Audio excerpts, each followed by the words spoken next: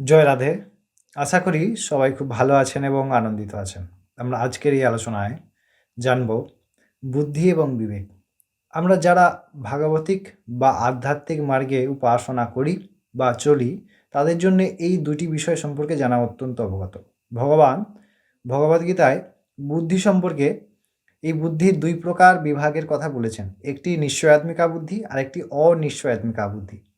নিশ্চয়াত্মিকা বুদ্ধি কী করে? নিশ্চয়াত্মিকা বুদ্ধি আমাদেরকে সঠিক সিদ্ধান্ত নিতে সাহায্য করে এবং অনিশ্চয়াত্মিকা বুদ্ধি কী করে? আমাদের অসৎ কার্যে আমাদেরকে সাপোর্ট করে বা আমাদেরকে শক্তি প্রদান করে।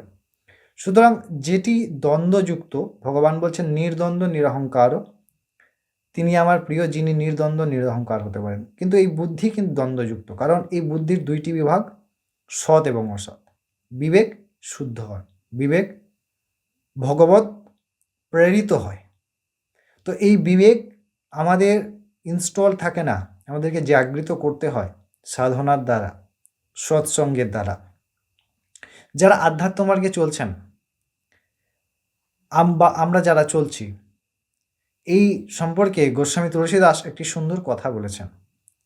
গোস্বামী বলছেন যে বিনু সৎসঙ্গ বিবেক না হই, রাম কৃপা বিনু সুলভনাশয়ী। বলছেন সৎসঙ্গ ছাড়া বিবেক হয় না। এবং সৎসঙ্গ মানে কি? সৎ মনে সত্যের সঙ্গ, সত্যকে, সত্য শাস্ত্র, সত্যকে সাধু, পোশাক নয়, পোশাক সাধু নয়। পোশাক কেবলমাত্র একটি আবরণ। যেমন এটি আমার চুল, এটি আমি নয়। এটি আমার চোখ, চোখটি আমি নয়। এটি আমার নাক, এই নাকটিও আমি নয়। এটি আমার হাত, এই হাতটিও আমি নয়। আমি কে? এটাই বুঝতে জ্ঞান, এই জ্ঞান অর্জন করতে সাহায্য করে বিবেক।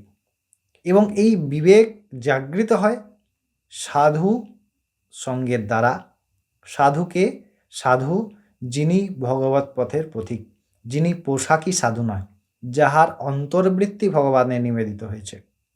শাস্ত্র, সৎশাস্ত্র এবং সাধু, এই দুইয়ের আশ্রয় হলেই ভগবত আশ্রয় হবে। বলছেন সৎ বিনু সৎসঙ্গ বিবেকনা হই, রাম কৃপা বিনু সুলভনাশয়ী।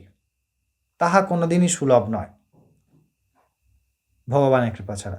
তো আমাদের প্রয়োজন প্রতিনিয়ত সাধুসঙ্গ এবং ভগবত নাম জপ এবং শাস্ত্র অধ্যয়ন। তাহলেই আমরা বিবেক জাগৃত করতে সমর্থ হব, তাছাড়া কিন্তু সম্ভব নয়। আশা করি বিষয়টি বুঝতে পেরেছেন। সবাই খুব ভালো থাকুন এবং আমরা পরবর্তী ভিডিওতে আবার ফিরে আসছি। জয় রাধে।